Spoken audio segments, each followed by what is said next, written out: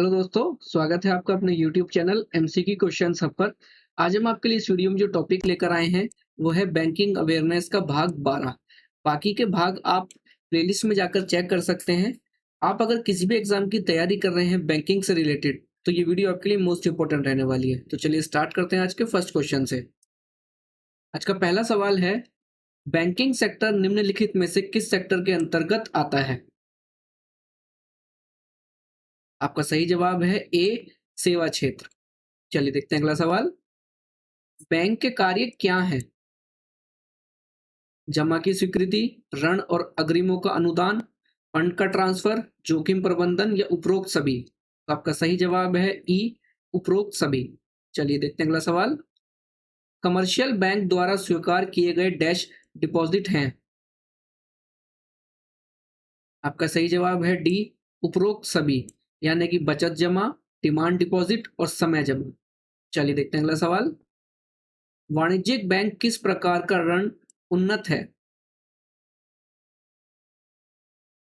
इसका भी सही जवाब है डी, उपरोक्त सभी, यानी कि ऋण और अग्रिम, कैश क्रेडिट और ओवरड्राफ्ट। चलिए देखते हैं अगला सवाल। निम्नलिखित में से कौन बैंक का कार्य नहीं है? और आपका सही जवाब है ए, किसानों को इनपुट की आपूर्ति करना। चलिए देखते हैं अगला सवाल। भारत में सभी बैंकों के कामकाज को विनियमित करने के लिए कौन सा निकाय जिम्मेदार है? और आपका सही जवाब है ए, भारतीय रिजर्व बैंक। चलिए अगला सवाल देखते हैं। निम्नलिखित में से कौन क्षेत्रीय ग्रामीण बैंकों आरआरबी का कार्य नहीं है? और आपका सही जवाब है ई, उपरोक्त में से कोई भी नहीं। चलिए अगला सवाल। इनमें से कौन सा सार्वजनिक क्षेत्र के बैंकों का कार्य नहीं है? और आपका सही जवाब है डी, मुद्रा जारी करना। चलिए देखते हैं अगला सवाल। वाणिज्यिक बैंक अपने ग्राहकों को सुरक्षित रखने के लिए लॉकर की सुविधा प्रदान करते हैं। आपका सही जवाब है ई, उपरोक्त सभी। चलिए देखते हैं अगला सवाल। विश्व पोषण का एक रूप जो चालू खाता धारकों को एक निर्दिष्ट सीमा तक खाते को ओवरड्राफ्ट करने की अनुमति देता है। इसका सही जवाब है सी, बैंक ओवरड्राफ्ट। चलिए देखते हैं अगला सवाल।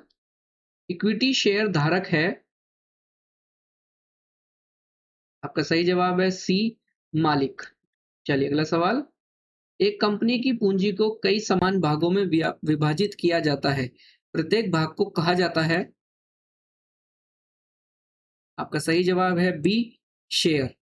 चलिए अगला सवाल देखते हैं। कंपनी को डैश में जारी किए गए शेयरों की तुलना में अधिक आवेदन प्राप्त होता है।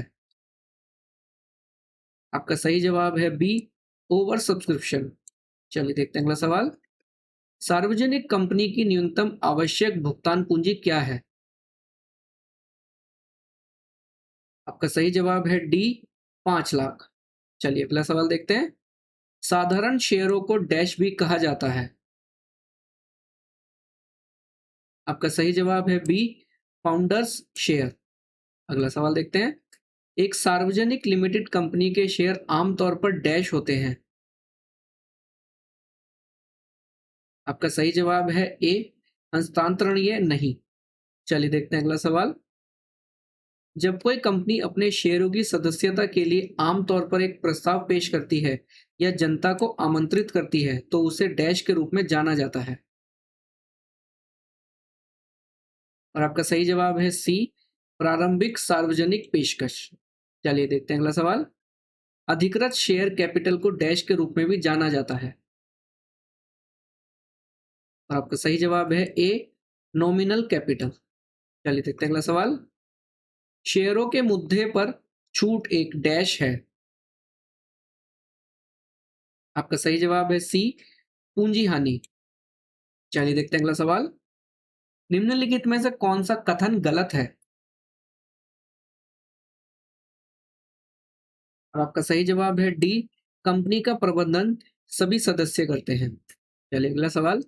एनपीसीआई किसके लिए प्रयुक्त हुआ है? और आपका सही जवाब है B, national payments corporation of India. अगला सवाल। भारत में सभी खुदरा भुगतान प्रणाली के लिए कौन सा संगठन एक छाता संगठन है? आपका सही जवाब है डी, एनपीसीआई।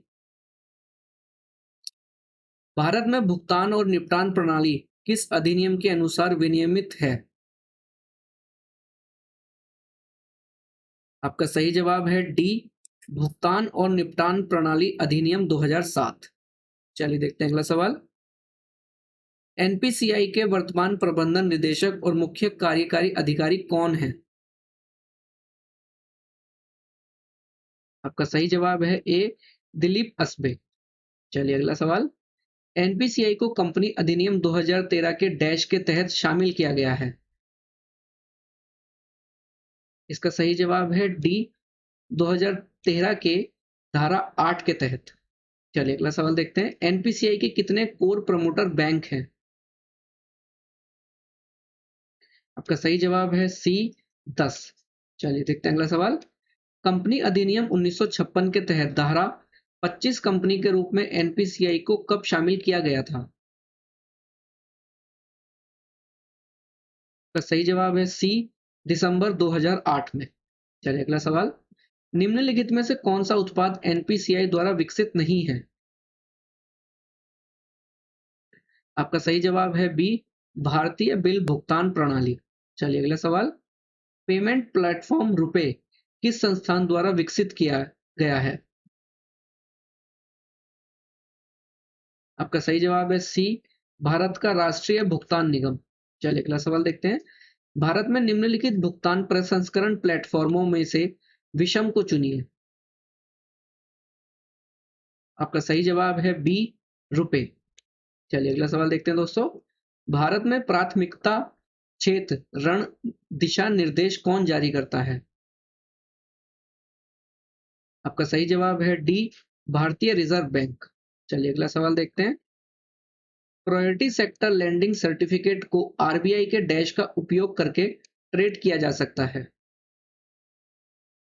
आपका सही जवाब है ई, सी, ई कुबेर प्लेटफॉर्म। चलिए देखते हैं अगला सवाल। बैंकों द्वारा कितने प्रकार के पीएसएलसी जारी किए जा सकते हैं? आपका सही जवाब है ए, 4 तरीके के। चलिए देखते हैं अगला सवाल। पीएसएलसी की कीमत डैश के आधार पर निर्धारित की जाएगी। आपका सही जवाब है बी, मांग और आपूर्ति। चलिए देखते हैं अगला सवाल। माइक्रो और स्मॉल एंटरप्राइजेज को डैश तक के बैंक ऋण प्राथमिकता क्षेत्र के तहत वर्गीकरण के लिए पात्र है। आपका सही जवाब है सी, 5 करोड़ रुपए। चलिए अगला सवाल। निम्नलिखित में से कौन सा कृषि क्षेत्र के अंतर्गत आने वाली उप श्रेणी में प्राथमिकता वाला क्षेत्र ऋण नहीं है? आपका सही जवाब है बी, स्टोर हाउस इंफ्रास्ट्रक्चर। चलिए अगला सवाल। मध्यम उद्यमों के लिए डैश तक के बैंक ऋण प्राथमिकता क्षेत्र के तहत वर्गीकरण के लिए पात्र हैं। आपका सही जवाब है डी, 10 करोड़ रुपए। चलिए अगला सवाल देखते हैं दोस्तों। भारत में प्राथमिकता क्षेत्र के रूप में निम्नलिखित क्षेत्रों में से कौन सा प्राथमिकता क्षेत्र के अंतर्गत नहीं आता है? आपका सही जवाब है बी, ऑटोमोबाइल। चलिए अगला सवाल। प्राथमिकता क्षेत्र के तहत भारत में पढ़ाई के लिए शिक्षा की ऋण सीमा क्या है? आपका सही जवाब है सी, 10 लाख रुपए। चलिए अगला सवाल देखते हैं। व्यक्तिगत परिवारों के लिए ऋण सीमा प्राथमिकता वाले क्षेत्र के अंतर्गत नवीकरणीय ऊर्जा प्रति उधारकर्ता के लिए डैश है। आपका सही जवाब है ए, 10 लाख रुपए। चलिए अगला सवाल देखते हैं। जब अपर्याप्त या विफल आंतरिक प्रक्रियाओं, लोगों और प्रणालियों या बाहरी घटना से होने वाले नुकसान का जोखिम होता है तो इसे कहा जाता है। आपका सही जवाब है बी, परिचालन जोखिम। चलिए अगला सवाल देखते हैं दोस्तों। निम्नलिखित में से कौन बाजार जोखिम का प्रमुख घटक नहीं है? आपका सही जवाब है डी, क्रेडिट जोखिम। चलिए अगला सवाल। जब एक बैंक उधारकर्ता या पार्टी का पक्ष बैंक के साथ सहमत शर्तों के बारे में अपने भुगतान दायित्वों को पूरा करने में विफल रहता है तो इसे कहा जाता है। आपका सही जवाब है ए, क्रेडिट जोखिम। चलिए अगला सवाल देखते हैं। जब बैंक अपने दैनिक कार्यों को करने के लिए पर्याप्त नकदी नहीं रख पाता है तो इसे कहा जाता है। इसका सही जवाब है बी, तरलता जोखिम। चलिए अगला सवाल। जब कोई बैंक गलत रणनीति चुनता है या दीर्घकालिक व्यापार रणनीति का अनुसरण करता है जिससे उसकी विफलता हो सकती है तो इसे कहा जाता है।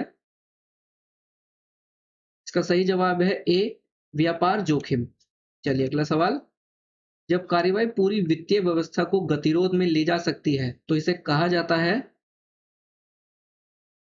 आपका सही जवाब है बी, व्यवस्थित जोखिम। चलिए अगला सवाल देखते हैं।